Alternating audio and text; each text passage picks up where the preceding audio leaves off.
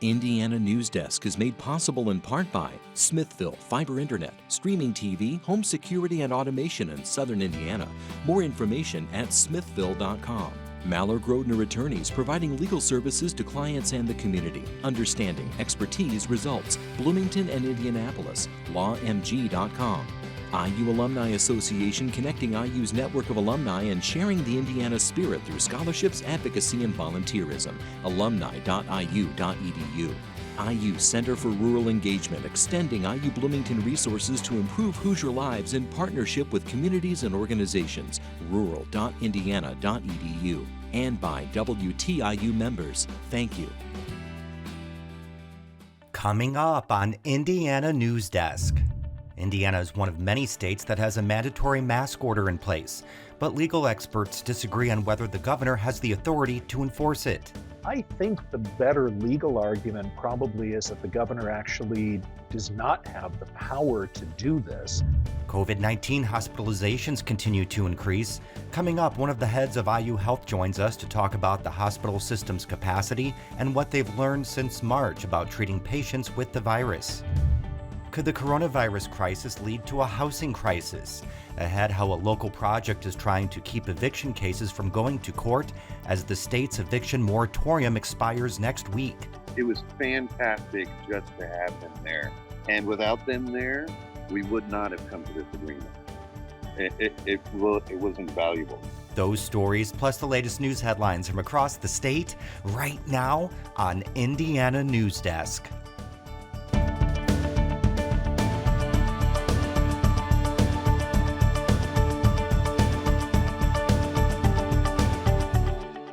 Welcome to Indiana Newsdesk. I'm Joe Wren. Well, the state's number of confirmed COVID-19 cases is up to 72,254. That's an increase of 6,100 from a week ago. The number of deaths increased by 56 over the past week. The total number of Hoosiers who died from COVID-19 is up to 2,821. We're paying close attention to these data points, especially now when many of our schools are reopening either in person, virtually, or in a hybrid model. I get a lot of questions about whether schools should be opening now because we have more cases than when our schools were shut down in March. We shut things down in March to prevent a surge that would overwhelm our healthcare system. That allowed us to build the infrastructure for testing and secure the needed ICU beds, vents, and PPE to ensure our hospitals could manage the outbreak for the long term. Bach says the state was successful in those efforts, so she believes students can safely return to school as long as they practice social distancing, wearing masks, and good hand washing. Many school districts around the state have already reopened to in-person instruction, with several announcing positive COVID-19 cases. Bach says that was expected.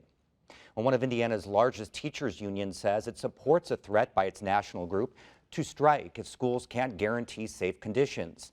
A lot of decisions about how and when schools will reopen to in-person classes are being made at the local level. The American Federation of Teachers is calling for schools to reopen only if these conditions are met. Coronavirus cases are kept under control. Teachers and staff are provided with adequate personal protective equipment, and funding for necessary resources such as masks and cleaning products is provided. Indiana union leaders say there are no current plans to strike, but they're monitoring reopenings day by day. The state is continuing to see increased hospitalizations for COVID-19.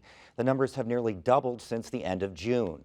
The ability of hospitals to treat big numbers of COVID patients has been a concern since March when the outbreak started. IU Health President Brian Chalkney joins me now to discuss how the IU Health system is responding and its capacity to treat an influx of cases. Thank you so much for being on the show. You know, data, as we said, shows an increase in hospitalizations statewide. Can you describe a little bit about the trends that are happening right now inside IU Health? Yeah, so we can see a slight trend upward as far as across the state at IU Health. However, it's not even close to where we were before, so it's very manageable at this point. Now, the state shut down in March because of the virus, but we're seeing more positive cases now than we did back then. State Health Commissioner says shutdown was to give hospitals time to prepare. Do you feel like IU Health is positioned to handle an influx of cases now? Yeah, we are. Reason we are is we continue to refine what we call our surge plans, or plans that we can continuously ramp up and ramp down other procedures. We wanted to be sure that we could care for the public, and we didn't have issues previously with our with caring for patients. So when we had that first round through this pandemic, we were able to shut down services to do that. Now we continue to perform elective surgeries and see patients in clinics and do all the things we need to.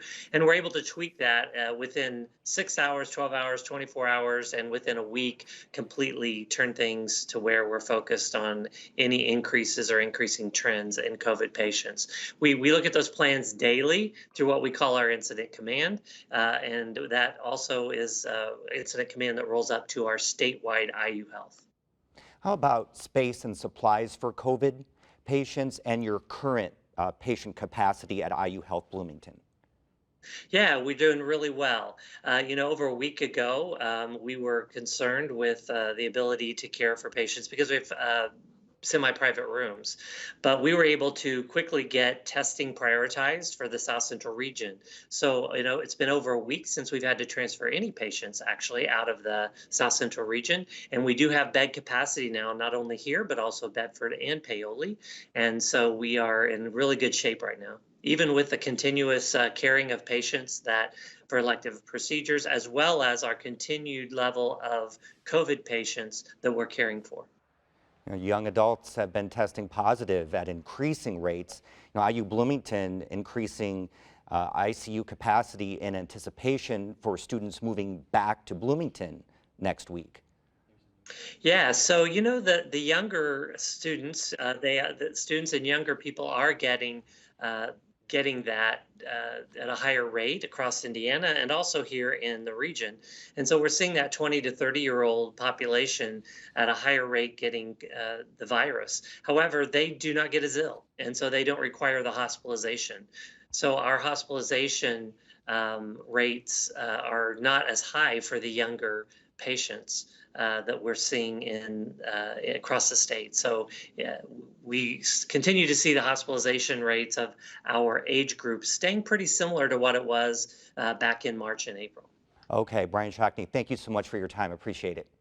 Yes.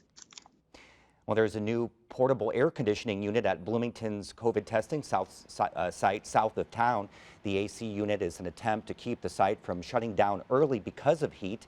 Testing staff wearing heavy protective gear haven't been able to safely work for long in excessive temperatures. The company that runs the site plans to now begin increasing test capacity at the facility. Indiana is one of many states that has a mandatory mask order in place, but legal experts disagree on whether the governor has the authority to enforce it. George Hale reports. Malls, grocery stores, and restaurants in cities like Bloomington have been displaying signs for weeks requiring customers to wear masks to go inside. But it wasn't until late July that Indiana's governor issued a statewide mask mandate. Hours later, the state's attorney general issued a non-binding opinion that the order violated the separation of powers. According to Attorney General Hill, it seems like the express delegation of authority in that the General Assembly gave the governor when it passed legislation allowing the governor to have these emergency powers would have to specifically mention masks. And that's silly, point blank. Jody Madera teaches law and medicine at Indiana University's Moratorium School of Law. She believes Holcomb's order is the type of action that Indiana's emergency powers law was intended to allow. There's not separate emergency laws to cover different types of emergencies. For example, if we were to have a forest fire, for example, that would threaten part of the state, there isn't a forest fire in emergency law. There's not a pandemic emergency law. It's just a broad grant of authority to handle any emergency that may arise. The legislative session ended in March, but the Attorney General says lawmakers would need to reconvene at the State House to pass specific laws. Madera says that could put lawmakers and staff at risk. Hill's opinion also focused on penalties. He questions if the governor can unilaterally create penalties and send police to enforce them. There's some broad, vague wording in the emergency statute that I suppose if push came to shove, maybe the governor would try to say this could be shoehorned under this provision. But I think the better legal argument probably is that the governor actually does not have the power to do this. Steve Sanders teaches constitutional law at IU's law school. He agrees with the AG that Indiana law doesn't go into enough detail. He thinks that might be why Holcomb later retreated on enforcement, to avoid losing the mandate entirely. I mean, if somebody had actually been arrested or fined and hauled up in court, then they could have made their argument that this law exceeded the governor's authority, and it, would have been a mess. It could have potentially resulted in his order being struck down. It would have been embarrassing for him. It might have been more dangerous for the state's health. With many already wearing masks in public, keeping a relatively toothless mandate might help positively reinforce good behavior.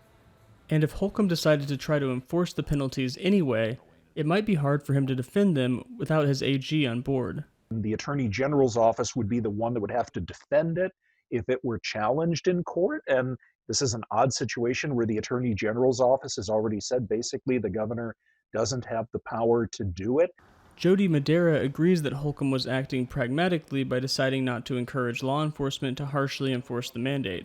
You can either, double down, or you can say, well, okay, I still think it's really important, and I can, in principle, not change much, but I can ease up in my rhetoric. And so I think that's the approach he was taking.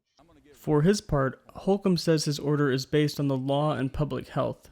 Last week, he said he didn't live under the fear of lawsuits. For Indiana Newsdesk, I'm George Hale. The state's eviction moratorium is set to expire next Friday, so Governor Eric Holcomb announced this week a free settlement arbitration tool to try to keep eviction cases out of courts. Meanwhile, a Monroe County legal project has been trying to do the same on the county level. Mitch Legan reports. When Kelson and Emily Burke moved into their rental house 2 years ago, they had found the perfect place to raise their family. It was a dream come true. We've always wanted a homestead, and the pandemic forced us to really buckle down and concentrate on our dream. We've grown to have our full garden and birds here. Our homestead has blossomed and taken off, and we were supposed to be renewing our lease. But a disagreement regarding the lease put them in a position where their landlord wanted them out and filed for an emergency eviction to do so. And with less than 30 days for us to figure out where we're going to go in Bloomington. In the Bloomington area, that's next to impossible. The state's eviction moratorium only covers evictions for those who are unable to pay rent because of the pandemic. The Burkes were able to do so with some government assistance, but that meant the moratorium didn't apply to them. When they zoomed into their virtual court hearing, the Housing and Eviction Prevention Project of Monroe County stepped in. Comprised of nonprofit groups from around the area, the project started in 2019 as a way to reduce evictions and solve housing problems in the county.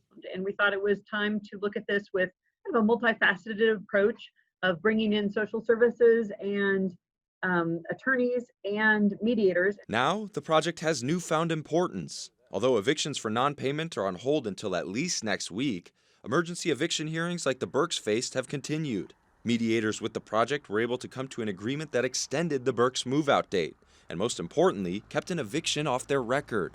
It was fantastic just to have them there. And without them there, we would not have come to this agreement. It was invaluable. But with a week until the moratorium is set to expire, Governor Eric Holcomb announced the state will be setting up a free settlement arbitration tool for landlords and their tenants to try to keep eviction cases out of courts. What makes it even more difficult is that since landlords can't file evictions, it's tough to determine how many there might be. A June study from the Aspen Institute says around 20 million people across the country could be at risk of eviction by September. Over 24,000 Hoosiers have applied for the state's COVID rental assistance program, which led the governor to add an additional $15 million to the fund, for a total of $40 million. And the federal relief program that provided families with $600 to help with things like rent hasn't yet been extended. I think they're a little patchwork. Obviously, if people can't pay their rent because they're not working, on the idea that on August 1st they're suddenly going to have the money to catch up $2,000 or $3,000 in past rent, seems a little bit like a pipe dream. Monroe County Apartment Association President Mark Figg says his talks with landlords haven't led him to expect a huge wave of evictions, but the lack of filing data makes it impossible to know. I'll be honest, don't have any idea. I mean, I'm assuming it's going to be up, but I have no evidence to support that.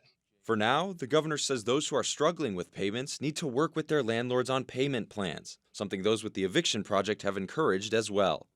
For Indiana Newsdesk, I'm Mitch Legan. Members of Indiana Workers Union are calling for Senators Todd Young and Mike Braun to support the HEROES Act. The group rallied yesterday in front of Young's Indianapolis office before moving to Braun's. The HEROES Act is a $3 trillion coronavirus relief bill passed by the House of Representatives. Among its provisions are a second stimulus check, hazard pay for essential workers, money to support COVID testing, and relief for state and local governments. To Todd Young and Senator Braun today, and Senator Todd Young, pass the HEROES Act. Quit trying to shave it down. Take care of the workers. AFL-CIO leadership is pressing for the continuation of the extra $600 in unemployment benefits. That support ended in July. Young has criticized the HEROES Act, saying relief needs to be targeted more specifically. Coming up next on Indiana Newsdesk. A lawsuit claims state police are violating the rights of activists who want to protest the death penalty at the federal penitentiary in Terre Haute. And a historic street in Indianapolis is the backdrop for a new mural aimed at promoting equality and hope. These stories and more right here on Indiana Newsdesk. The WTIU WFIU news team connects Indiana to the world. We bring you the top news of the day on radio, TV, and online. We round up the stories that have people talking each week and dig deep into the issues that affect your community the most. The WTIU WFIU news team is where you are and telling your story.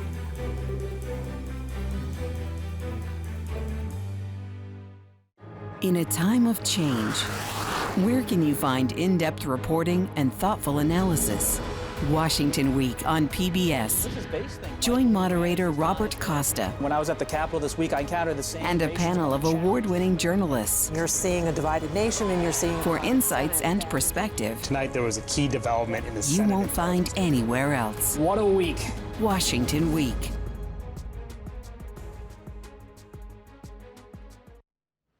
Welcome back to Indiana Newsdesk. For many college students, paying tuition is difficult under normal circumstances, but the COVID-19 pandemic has only compounded the situation. Adam Pinsker introduces us to a student who is asking Indiana University to give students a discount for taking online-only courses. Like many universities across the country, Indiana University students will be doing most of their learning in front of a computer screen as opposed to inside a classroom this fall because of the COVID-19 pandemic. The more challenging parts of it all is not having that, interaction with not just your fellow peers, but the professors. Kelly School of Business junior Rebecca Chitlett is among the 25% of students who are taking all their classes online this fall. The San Diego native is paying out-of-state tuition, and the thought of paying the full amount doesn't sit well with her. So she launched a Change.org petition asking IU to lower the tuition rate as long as the coronavirus pandemic is forcing students into distance learning. Indiana University and many other universities across the state, country, and world need to start seeing their students as, the future rather than just their paycheck. But Indiana University officials appear not to be budging on the issue. Now that students have been fully e-learning since the spring semester, professors have had time to adjust, officials say. Kirk White, who heads up IU's COVID response, says IU education majors are one group that's benefited tremendously from e-learning. What they learned was how to do online instruction for their classes while they were still IU students. IU spokesperson Chuck Harney says Kelly School's iCore module has been rated as one of the best online courses in the country, and professors in all colleges campus-wide are equipped to effectively instruct their students from behind a computer screen. And the keepteaching.iu.edu website was established a decade ago for a pandemic that we expected might happen then. So we've been preparing for this for some time. But Chitlick, who is also a teaching assistant, says Even the best and brightest professors can't effectively teach when they aren't in the classroom. The class I'm TAing for is a discussion-based class, but it's going to be held online. And so whether it's a discussion or a lecture, it's going to be very difficult to get student engagement. For Indiana Newsdesk, I'm Adam Pinsker. Economic uncertainty and problems with the food supply chain are hurting farmland values.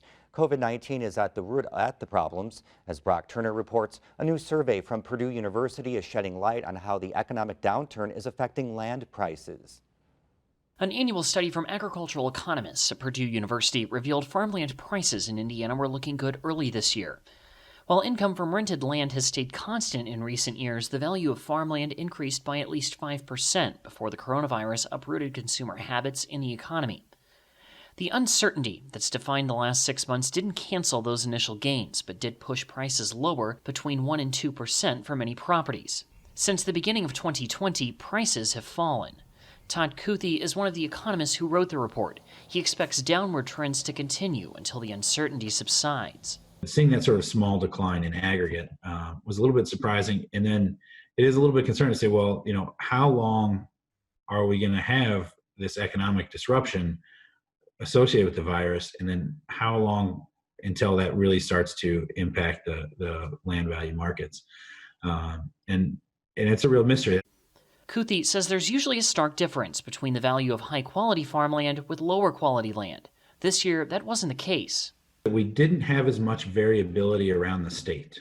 So we've had in some recent years where some areas are going up and some areas are going down. Kuthi says the majority of farmland purchases take place in the winter months, so the presence of therapies, treatments, or coronavirus vaccines could play a key role in next year's prices. For Indiana Newsdesk, I'm Brock Turner. Home prices in Bloomington are up 30% over the last 3 years, and the majority of renters and homeowners spend more than 30% of their income on housing. A comprehensive study the city released this week shows Bloomington will need 2,500 additional housing units over the next decade, and it can't be just more student housing projects. Developing partnerships with the local builders, developers, as well as financial institutions, and that's a way how we would be able to build housing other than student housing in our community. Sims says it's a trickle effect. There's not enough housing of all types for people to upgrade to after a period of time, so people end up staying in their same home. The report outlines a number of housing goals, including taking advantage of the development opportunities at the old hospital site and along Switchyard Park. Well, the man convicted of killing Indiana University student and Bloomington resident Jill Bierman will stay in prison. An appeals court upheld John Myers' conviction this week. In 2006, Myers was convicted of killing Bierman and sentenced to 65 years in prison. Last year, a U.S. District Court ordered a new trial for Myers, ruling he had received inadequate representation from his attorneys. This week's ruling overturned that order. The state's attorney general says he believes this will be the final say on Myers' appeals. Well, a group of anti-death penalty protesters filed a lawsuit against Indiana State Police over access to protesting at the federal penitentiary in Terre Haute. During the last 3 executions at the prison, protesters were kept several miles from the prison after troopers set up roadblocks. There's certainly a difference between being inside of the prison and as close to it as you can get and not be endangering anything, and being 2 miles away. The Bureau of Prisons has a designated area for protesters on prison grounds, but they have to be bused to the location hours before a scheduled execution. Protesters say there is no shade at that location. Well, Randolph County, east of Muncie, is requiring all new solar farms to have pollinator habitats. It's so important for our counties to kind of take a lead and try and shape and move things in a way that's positive for the community and not just feel like we have to welcome economic development, at whatever cost. The ordinance follows EDP Renewables' plan to build a 200-megawatt project. The company was apprehensive about the pollinator idea at first, but now officials say they're better educated and are looking forward to being a part of it. Neighboring Henry County has proposed a similar ordinance requiring pollinator habitats on solar farms. After several months of work, artists are finished painting a mural reading Black Lives Matter on an Indianapolis street. As Benta Boutier reports, it's one of several murals that have been painted elsewhere across the country. Artists painted a mural depicting the words Black Lives Matter on Indiana Avenue in downtown Indianapolis last weekend. Indianapolis joins cities such as Seattle and New York in having a mural with the three words painted on a major street. Harriet Watson is one of the artists who participated. She painted the A in Matter. She says her contribution is inspired by artist Faith Ringgold. I hope from my work at least that they get the message that people are hurting in America, and when we have justice, we will have peace. Watson says it's important to support the Black community, and she hopes the visibility of the mural will help the message stick in people's minds. Indy 10, Black Lives Matter, and other organizations coordinated the event. For Indiana Newsdesk, I'm Benta Boutier. That's the end of this program, but our work continues online as we cover the news throughout the week at WTIUnews.org. Have a great weekend.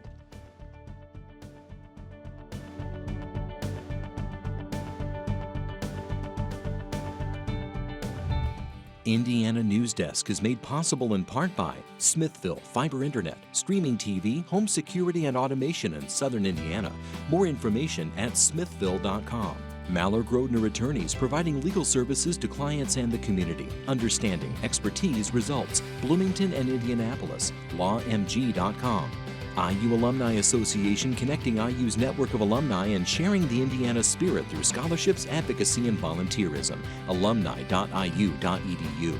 IU Center for Rural Engagement extending IU Bloomington resources to improve Hoosier lives in partnership with communities and organizations. Rural.indiana.edu. And by WTIU members. Thank you.